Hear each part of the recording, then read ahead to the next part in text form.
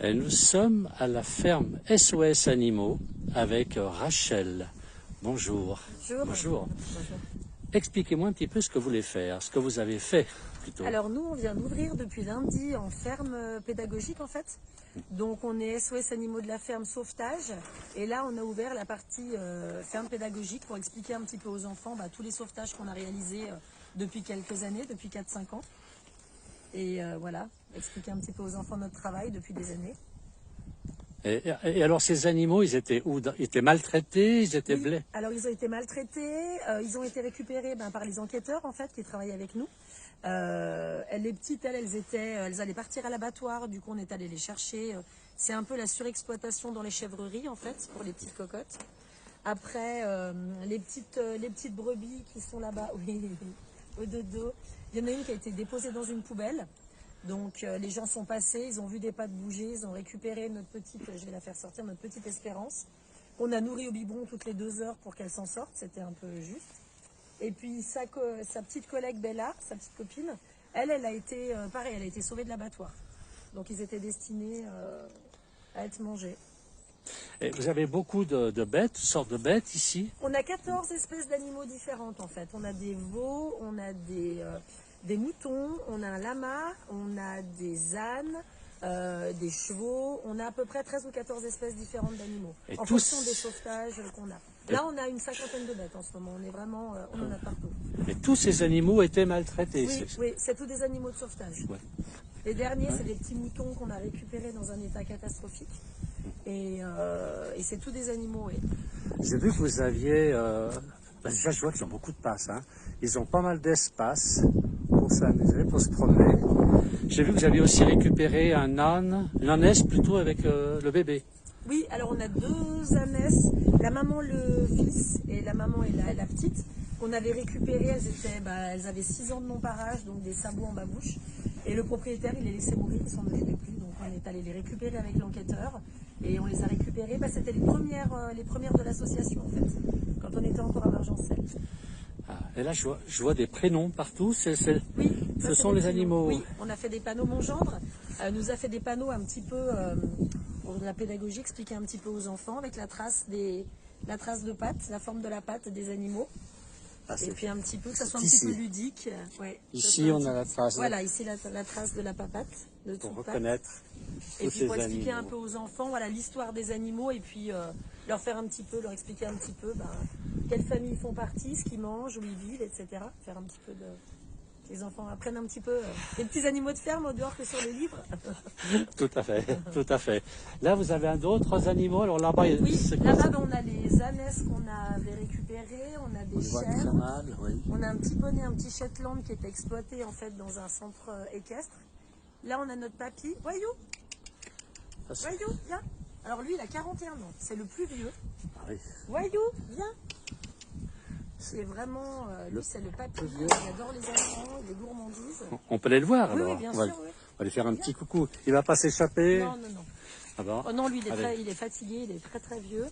On le rentre le soir à l'écurie. Kiki, viens. Viens mon amour, viens vite. Ah ça y est, il reconnaît. Allez. Lui c'est le petit papy. C'est quoi comme cheval? Lui, c'est un cheval qui était, sa propriétaire était malade, en fait, elle l'avait mis dans un centre équestre avec une dame qui devait s'en occuper. Cette dame a vidé tout son box, elle a vidé tout son box et elle s'en est pas occupée. Donc il allait partir, le vétérinaire allait venir l'euthanasier et on l'a récupéré, ça se mange pas chérie, on l'a récupéré il y a 5 minutes près. Ah bon. On est allé le chercher, des gens nous ont identifiés en fait sur Facebook. Ah, j'ai pas pris de carotte. Il est roulé dans la terre, tout coché. Il est magnifique. Il est heureux ici. Il est heureux. Lui, il va finir sa vie là avec nous. Attends, non, tu sors pas. Une retraite méritée. Voilà, lui, ouais, il part pas à la bêtise. Il reste avec nous. Non, sors pas. Ça fait beaucoup de choses, ça fait beaucoup de travail quand même. Vous êtes beaucoup. Ça fait beaucoup de travail, ouais. On est une dizaine de bénévoles. Ah. Allez. Il est content d'être sur la place du village, c'est normal. Il veut retourner à l'écurie, où il y a à manger. Attends, je vais te prendre une carotte, chérie. On va prendre une petite carotte. Attention, ton museau. Oh, tu crois que c'est la fugue ou quoi là? Oui. On revient, petit cœur. Alors vous avez aussi, j'ai vu des cochons. Puis alors, Oui.